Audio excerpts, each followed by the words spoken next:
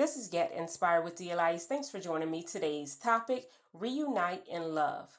Our focus topic today centers around love in a marital relationship. If there has been any disconnection, distance, or separation of any kind, I am here to bring hope that there is restoration for the love relationship. Let's dive into the scriptures.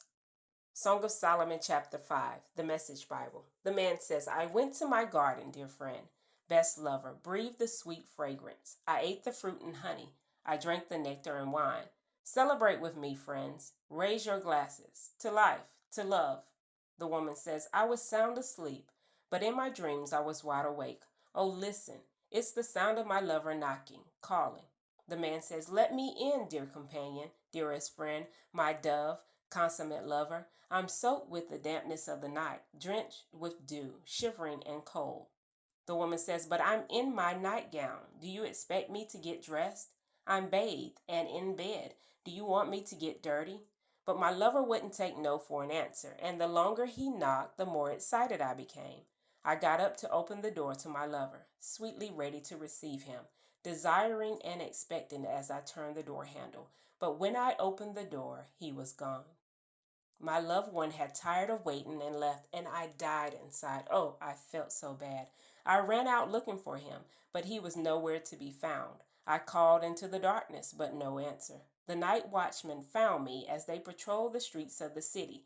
They slapped and beat and bruised me, ripping off my clothes. These watchmen, who were supposed to be guarding the city. I beg you, sisters in Jerusalem, if you find my lover, please tell him I want him, that I'm heartsick with love for him. The daughters of Jerusalem says, what's so great about your lover, fair lady? What's so special about him that you beg for our help? The woman says, my dear lover glows with health, red-blooded, radiant. He's one in a million. There's no one quite like him. My golden one, pure and untarnished, with raven black curls tumbling across his shoulders. His eyes are like doves, soft and bright, but deep-set, brimming with meaning, like wells of water. His face is rugged. His beard smells like sage. His voice, his words, warm and reassuring. Fine muscles ripple beneath his skin, quiet and beautiful. His torso is the work of a sculptor, hard and smooth as ivory. He stands tall, like a cedar, strong and deep-rooted, a rugged mountain of a man, aromatic with wood and stone. His words are kisses, his kisses words. Everything about him delights me, thrills me through and through. That's my lover.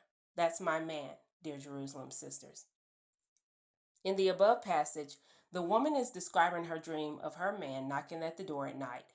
She waited so long on deciding to let him in that when she finally opened the door, he was gone.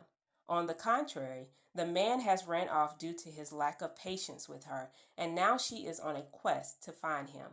This describes the difficulty of their relationship. Unfortunately, this is the depiction of many marriages, and it is not in the form of a dream, but it is a reality. Wives, how long has your husband been knocking at the door, just waiting for you to let him in? Husbands, how long has your wife been looking for you? Why have you not returned home? It is pretty clear here that the two have been distant in their love and intimacy for one another. This created a difficulty in their relationship. The man experienced great discomfort after seeking after his woman. He has been longing for her, yet she has kept her door locked. Wives, if your husband is seeking you out, then you are to have him. Let him in and share in intimate moments. Husbands, you should be going all out in love for your wife, praising her beauty, seeking her out, making several appeals to her, calling her beautiful and tender names. You will not have to knock long. This is the key to getting the door opened. Now let's go back to the scriptures. Even though the man sought out his woman, it did not present itself as enough for her to open the door. She didn't want to put herself through any trouble by getting up because she was already comfortable in bed. So what is she really saying? Why are you bothering me? Shoot, I'm in bed. I don't have time for this tonight. I have a big schedule tomorrow. I have to work in the morning or tend to the home and children. I'm tired. I'm sleepy. Pipe down. Roll over. Go your butt to sleep. Wives, has this been your confession? You've kept it locked down because you really don't feel like you're tired or you just don't feel like he deserves it? Listen, God created intimacy, and it is specifically designed for marriage. His word says, "Your body belongs to your husband, and his body belongs to you." It is rightfully yours, and you should not sustain from it unless of brief moments of prayer and supplication, and or where applicable during your monthly issue. 1 Corinthians 7:4 NIV says, "The wife does not have authority over her own body, but yields it to her husband. In the same way, the husband does not have authority over his own body, but yields it to his wife." 1 Corinthians 7:5 ESV says, "Do not deprive one another, except perhaps by agreement for a limited time, that you may devote yourselves to prayer, but then come together again, so that Satan may not tempt you because of your lack of self-control." Sidebar here. Anything outside of this is outside of the will of God. Also, furthermore, to be deprived creates an opportunity for Satan to tempt you, which may lead to infidelity. Please do not misunderstand me. This is not an excuse or permission for this type of behavior. There is no good thing in infidelity. Proverbs 5:15-19 says, "Drink water from your own cistern, flowing water from your own well. Should your springs be scattered abroad, streams of water in the streets, let them be for yourself alone, and not for strangers with you. Let your fountain be blessed, and rejoice in the wife of your youth, a lovely deer, a graceful doe. Let her breast fill you at all times with delight. Be intoxicated always in her love." The parallel verse of Proverbs 5:16 in the New Living Translation says, "Why spill the water of your springs in the streets, having sex with just anyone?" Don't allow your water to flow in the streets, sleeping with one person to the next. Drink from your own well, laying with your own spouse, so your fountain can be blessed and you will be intoxicated with love. And if you're abstaining from each other, search out the root of this problem, because there is a root problem. Ask God to intervene immediately so you can get back to the marital bed, then move forward in action with your spouse. Now let's get back to our original text. Husbands, have you really taken out the time to adorn your wife? Don't just stand at the door and knock. She is not just interested in your physical advances towards her. Women are emotional creatures. It is deeper and more intimate than the physical aspect. You must sow seeds of love at the top of her day. Sweet gestures, kind words, speaking to and serving her love language as an avenue to keep the door from being locked. With that being said, emotional plus physical makes for a great time in the bedroom. We must make adjustments in marriage, nurture the relationship.